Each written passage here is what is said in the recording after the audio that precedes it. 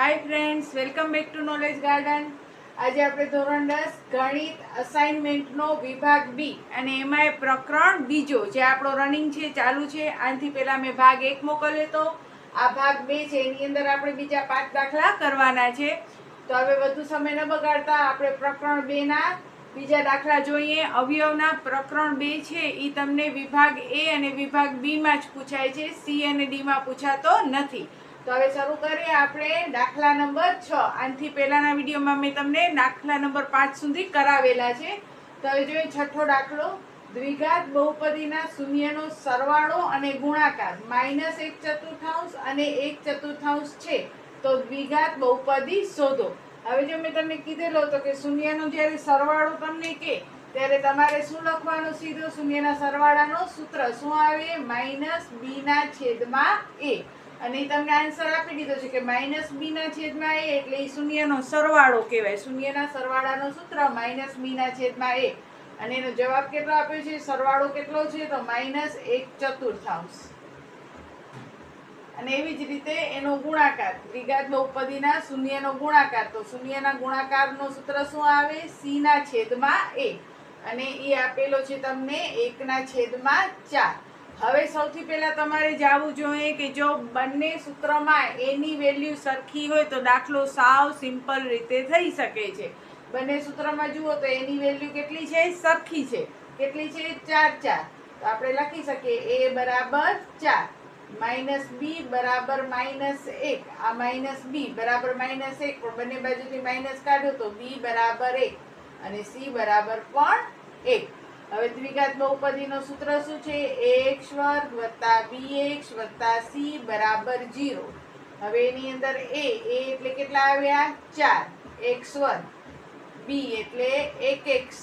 હવે 1 લખો તો પણ ચાલે, ન લખો તો પણ ચાલે, અને c એટલે 1 બરાબર 0. જ્યારે એની વેલ્યુ સરખી હોય ત્યારે ડાયરેક્ટ કરી શકો છો. પછી છે 7મો દાખલો. આલ્ફા અને બીટા એ દ્વિઘાત બહુપદી 9x² + 9x + 2 ના શૂન્ય હોય તો α² + β² શોધો. હવે આલ્ફા અને બીટાની બહુપદી આપી છે એટલે પહેલા આપણે બહુપદી લખી નાખીએ. px બરાબર 9x² + 9x + 2. અવયવ પાડો. 9 દુ 18 એટલે ગુણાકાર કેટલો જોઈએ છીએ? 18. રિવર્સમાં ગાડી હલાવો. પ્લસ કેટલા જોઈએ છે? 9. હવે એવો પાડો ગોતો કે જેનો ગુણાકાર 18 થાય ને સરવાળો 9 થાય. તો 6 તેરી 18 ને 6 ને 3 9. બરોબર? 6 ને 3 9 એટલે કે સરવાળો 9. 9 દુ 18 ગુણાકાર 2 સરવાળો 9. પેલો પદ જેમ છે તેમ, છેલ્લો પદ નિશાની શીખે જેમ છે તેમ, ભાગ 6 અને 3 થી હાલ્યા એટલે 6x 3x. પછી અહીંયા પ્લસ. હવે આ નિશાની જોવાની, અહીંયા સુધી તો પહોંચ્યા હતા. હવે આ પ્લસ છે તો બંનેમાંથી જે મોટા હોય એને પ્લસ આપો. તો મેં 6 ને પ્લસ કર્યા, મને +9 જોઈએ છે તો +6 ને +3 એટલે +9. પછી બબ્બેની જોડી. એમાં પહેલી જોડીમાંથી કોમન કાઢો. ડાયરેક્ટ આવડે તો ડાયરેક્ટ, ના આવડે તો રફમાં આવી રીતે કામ કરી લ્યો. 3 તેરી 9 ગુણ્યા x ગુણ્યા x વત્તા 2 તેરી 6 ગુણ્યા x. બંનેમાં સરખું શું છે? xx 3 3. બંનેમાં 3 અને x સરખા છે તો 3x નીકળશે 12. તો કૌંસમાં શું રહી જશે? તો 3x પ્લસ, અને આ કૌંસમાં શું રહી ગયો? 2. વેરીફાઈ કરી નાખો. 3 તેરી 9x² અને 3 દુ 6x. હવે અહીંયા પણ 3x + 2 વધવા જ જોઈએ.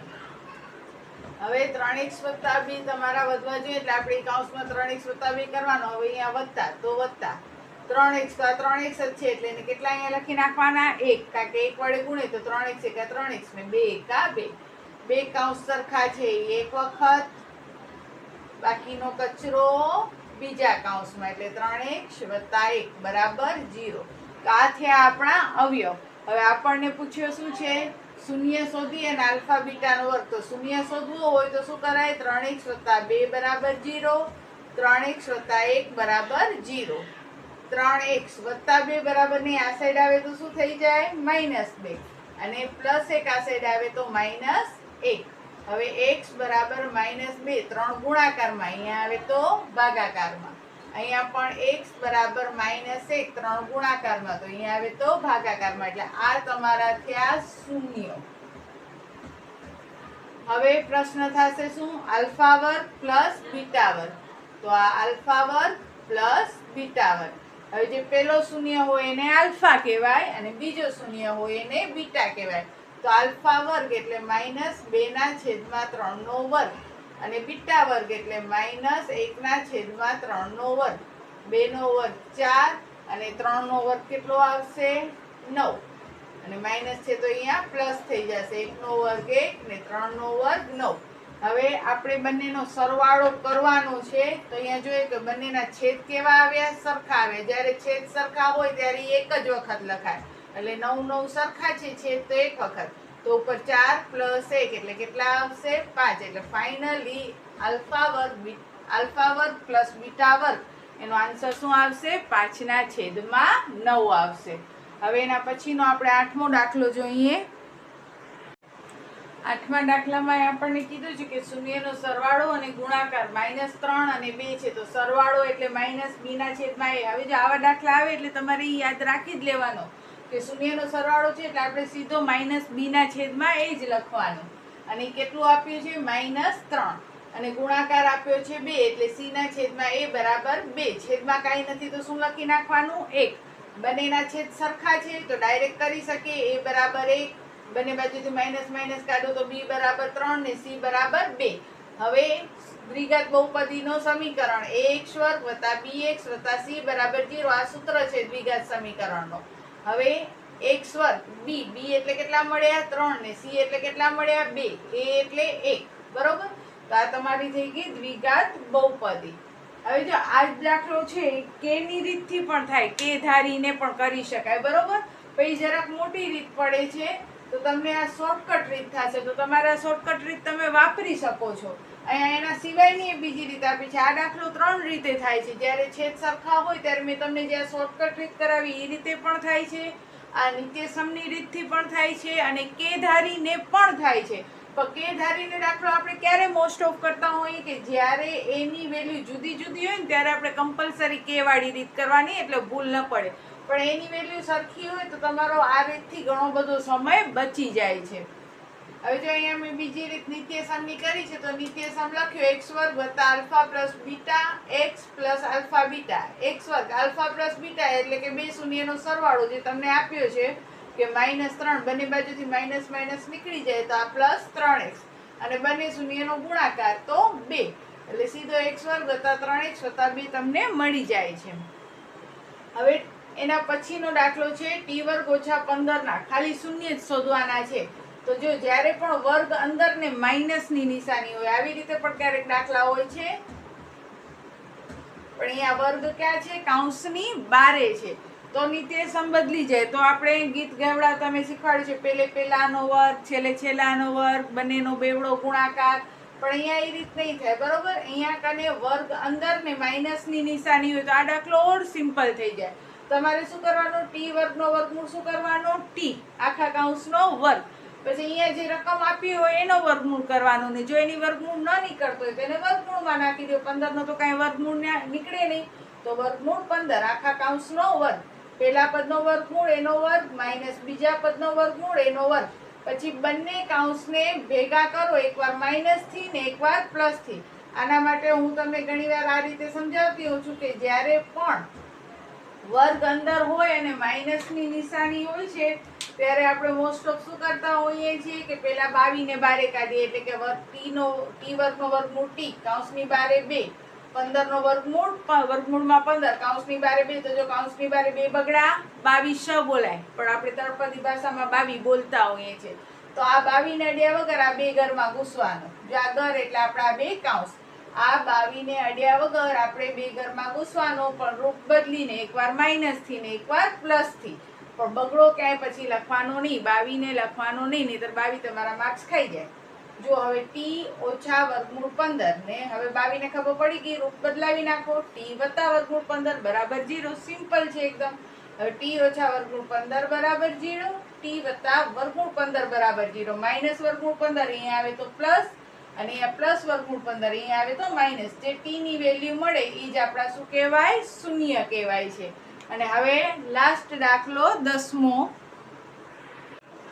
હવે જોઈએ આપણે 10મો દાખલો, જેમાં કહે છે કે સરવાળો વર્ગમૂળ 5 અને ગુણાકાર 3/4 થાય.